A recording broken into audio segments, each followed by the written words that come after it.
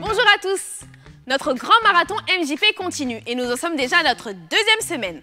Et si certains d'entre vous n'ont pas pu nous suivre cette semaine, d'autres souhaiteraient simplement la revivre en quelques images. Pour cela, ne vous en faites pas, on récapitule. Aujourd'hui dans le récap, ces dévotions matinales qui nous ont motivés, ces prédications qui nous ont marqués, le mot de la semaine et bien sûr, vos réactions. Cette semaine, les différentes exhortations apportées lors des dévotions matinales nous ont fait extrêmement de bien, nous rappelant que toutes les promesses de Dieu s'accompliraient certainement cette année. Nous avons également été richement bénis par les messages apportés par nos 5 orateurs de la semaine. Le pasteur Noël Aloumandé nous a assuré que cette année, Dieu bénira son peuple d'une façon spectaculaire. Dieu va te bénir, non pas seulement te bénir, mais Dieu va te bénir de manière débordante. Non, de manière débordante. Au point que ceux qui sont à gauche et à droite profiteront de cette bénédiction. Parce que quand ça déborde, ce n'est pas seulement toi qui reçois, mais ceux qui sont aussi autour de toi font quoi? Ils reçoivent. Alors restons dans le périmètre des bonnes personnes. Je dis soit dans ma proximité, tout autour de moi. Parce que quand ça va déborder, cette année, soit dans ma proximité. Puis, poussé par le Saint-Esprit, le prophète Jogras Mwenze nous a encouragés à nous démarquer de la foule. Pour les autres, ils marchaient. Par la manière dont nous allons avancer tout au long de cette saison de l'accomplissement. Mais toi, Dieu t'a interdit et de marcher et de courir. Vole. Cependant, le frère Steve Ebelebe nous a rappelé la nécessité de la patience. En effet, il est important de respecter le timing parfait de Dieu. Voilà pourquoi cette année, tu dois être patient. Tu dois être patiente.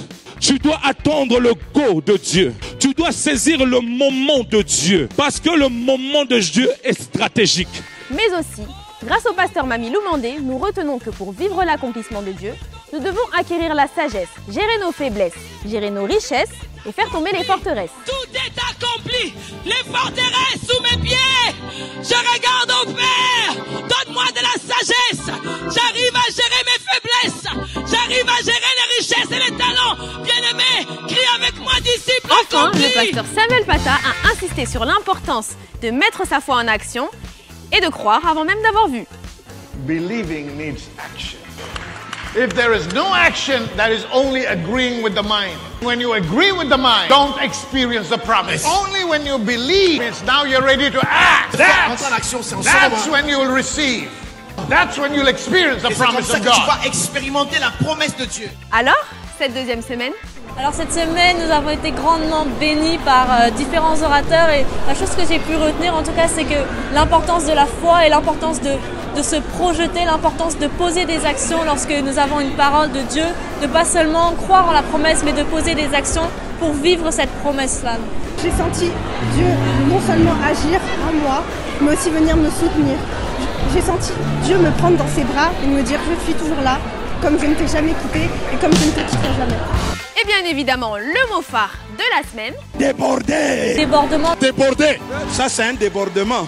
Il ouait d'huile ma tête.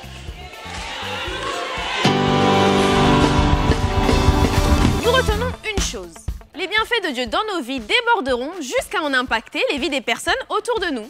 Pour finir, je crois qu'un de nos orateurs a un petit message pour nous. Hello, hello, bonjour chez vous. Nous bénissons le Seigneur pour cette semaine, pour ce qui se passe ici. Nous vous invitons à venir vraiment nombreux. Je crois que le Seigneur a quelque chose pour toi. Ne rate pas, nous t'attendons. Des miracles, des prodiges. Je pense que c'est pour toi aussi. À bientôt. Quant à nous, on se retrouve la semaine prochaine pour un nouveau récap.